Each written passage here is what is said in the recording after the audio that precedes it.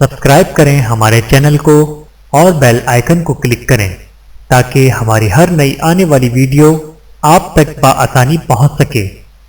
بسم اللہ الرحمن الرحیم۔ السلام علیکم ورحمۃ اللہ وبرکاتہ۔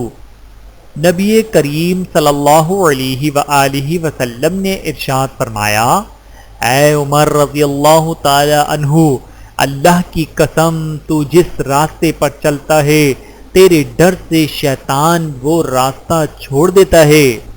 بحوالہ بخاری شریف۔ خلیفہ وقت حضرت عمر رضی اللہ تعالی عنہ کا خوف۔ حضرت عمر رضی اللہ تعالی عنہ کی بیوی عاتقہ کہتی ہیں کہ عمر رضی اللہ تعالی عنہ بستر پر سونے کے لیے لیٹتے تو نیند ہی اڑ جاتی تھی، بیٹھ کر رونا شروع کر دیتے تھے۔ میں پوچھتی تھی کہ اے امیر المؤمنین کیا ہوا؟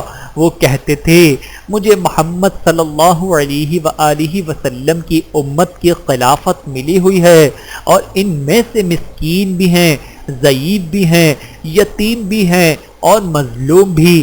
مجھے ڈر لگتا ہے اللہ تعالیٰ مجھ سے ان سب کے بارے میں سوال کریں گے۔ مجھ سے جو کوتاہی ہوئی تو میں اللہ تعالیٰ اور اس کے رسول صلی اللہ علیہ وآلہ وسلم کو کیا جواب دوں گا؟ سیدنا عمر رضی اللہ تعالی عنہ کہتے تھے، اللہ کی قسم اگر دجلہ کے دور دراز علاقے میں بھی کسی خچر کو راہ چلتے ٹھوکر لگ گئی تو مجھے ڈر لگتا ہے کہ کہیں اللہ تعالیٰ مجھ سے یہ سوال نہ کر دیں کہ اے عمر تو نے وہ راستہ ٹھیک کیوں نہیں کرایا تھا۔ حضرت عمر رضی اللہ تعالی عنہ کون تھے؟ عمر رضی اللہ تعالی عنہ وہ ہیں جن کو آقا کریم صلی اللہ علیہ وآلہ وسلم نے مانگا تھا۔ وہ عمر جنہوں نے 22 لاکھ مربع میل پر اسلام کا جھنڈا لہرایا تھا۔ وہ عمر جن کے لیے آقا کریم صلی اللہ علیہ وآلہ وسلم نے فرمایا کہ اگر میرے بعد کوئی نبی ہوتے تو وہ عمر ہوتے۔ وہ عمر جن کو دیکھ کر شیطان راستہ بدل لیتا تھا۔ وہ عمر جن کی بہادری پر یہودی یہ کہنے پر مجبور ہو گئے کہ اگر عمر 10 برس اور حکومت کرتے تو پوری دنیا میں کریم آقا صلی اللہ علیہ وآلہ وسلم کا حکم نافذ کروا دیتے۔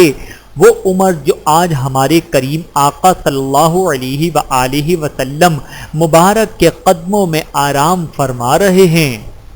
اگر سادہ پرانا کپڑا پہننے سے عزت میں کمی آتی تو 17 پیوند لگی قمیض والے حضرت عمر فاروق رضی اللہ تعالی عنہ 22 لاکھ مربع میل کے حکمران نہ ہوتے۔